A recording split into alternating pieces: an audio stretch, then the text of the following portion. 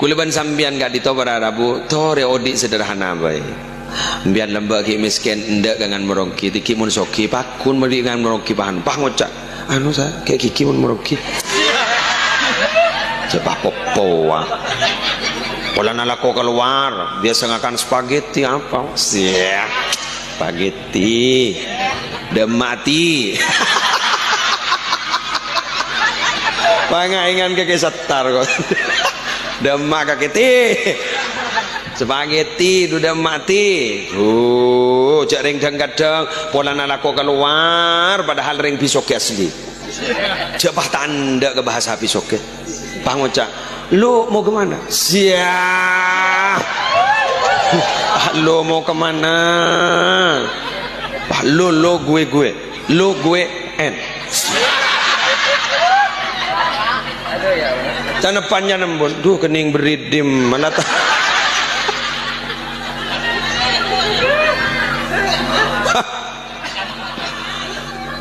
iya kan songai adalah kang punya tinta-tin jadi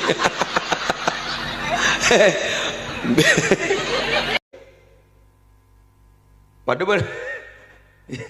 bener paduan sambian mana Rabu sengak montar jalanan mon bertetemu ban olar jak makan ya mun tak makan ya tak kira sukses jadi tak makan nyaman gini overthinking tapi mun positive thinking tidak beda olar ya geng lebet wah olar si lebet kok sedih sendi olar lebet lagi ya kan beda guru montro teke ke olar tua nareng lambak guru tua kona kan beda guru lagi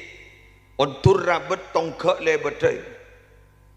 ontur rabet ego tongkak lebet ego jadi olar si lebet guru rabet ndin tibi tongkak kan tako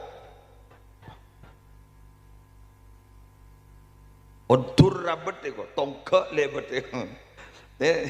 takuban yo bok biar montan mau benar ada jalan mau jalan sini kan oke ontur rabet itu apa pun binian dia apa ya tak tahu je kau lah gua lebet ada itu saya ngamun si waktu ngomong keluar Roma lembak benibah langsung keluar beda asang ngoseng ngamun lembak jadi mon thank you jadi harus beda asang ngoseng jadi mundur ke kanan makat kanan gak ada mundur ke kiri makat kiri gak ada mungkin kan sekali itu gak itu oke si ahlina ajunan ini beda sengoseng apa ini kiwa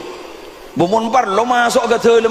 telema pasera ba iki beda seni ke seni kan beda seni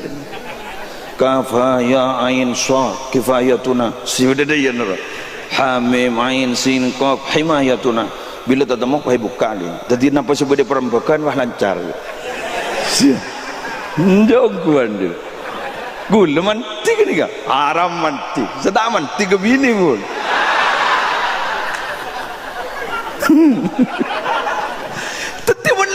dari saking ngestete coba dari saking ngestete akabai Roma sampai beda seler guru mun ring lembak mur lawak nih kak pancuran emas beda nih kan mun mungkin ya mereng kepada kata mor kada jaga awal tempatnya rumah pikir kok mungkin sudah kehati-hatian itu sudah tidak ada lah beliau kan itu saya ngestete nih kan dari beberapa cerita begini kan sebenarnya keberadabu lah kak dito beradabu tak langkong seman oleh maju keng lalampan sepo jak sampai tinggal lagi